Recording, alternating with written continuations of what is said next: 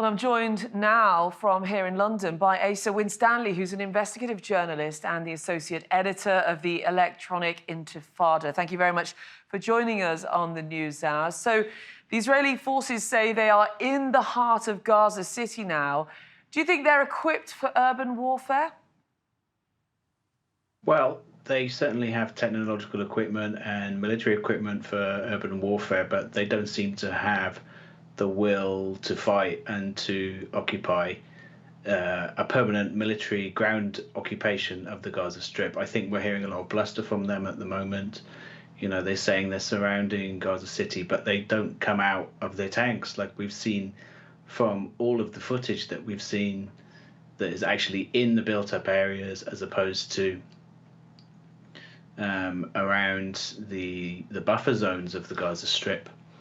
The Israeli occupation soldiers barely come out of their tanks, their armored bulldozers, and their troop carriers because they're facing very stiff resistance from the Palestinian fighters, who are, you know, the Qassam brigades, the armed wing of Hamas. Just today put out yet another video of their fighters just freely taking pot shots at Israeli tanks in northern Gaza Strip.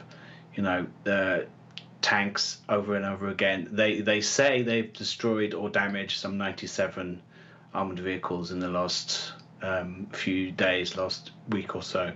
So, you know, it seems that the Israelis, this talk of going back to Gaza and having a permanent military occupation of Gaza like they had in the past, in terms of an internal occupation as opposed to the border occupation that they've had in the last years since 2005, when they were forced to withdraw from the interior of the Gaza Strip.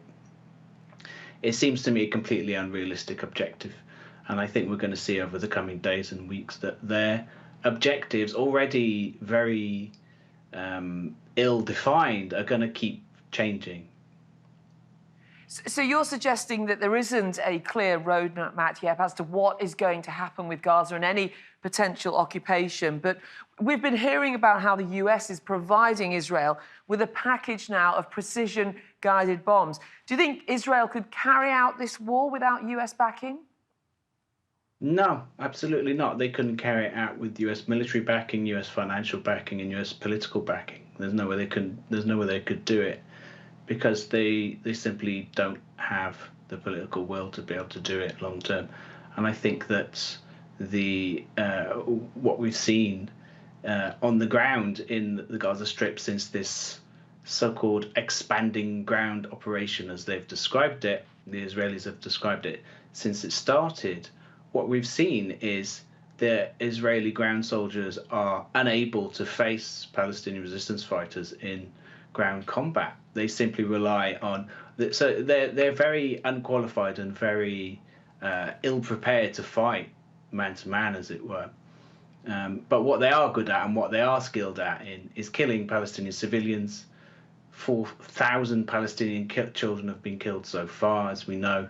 More than 10,000 Palestinians have been killed overall in this genocidal assault on the Gaza Strip.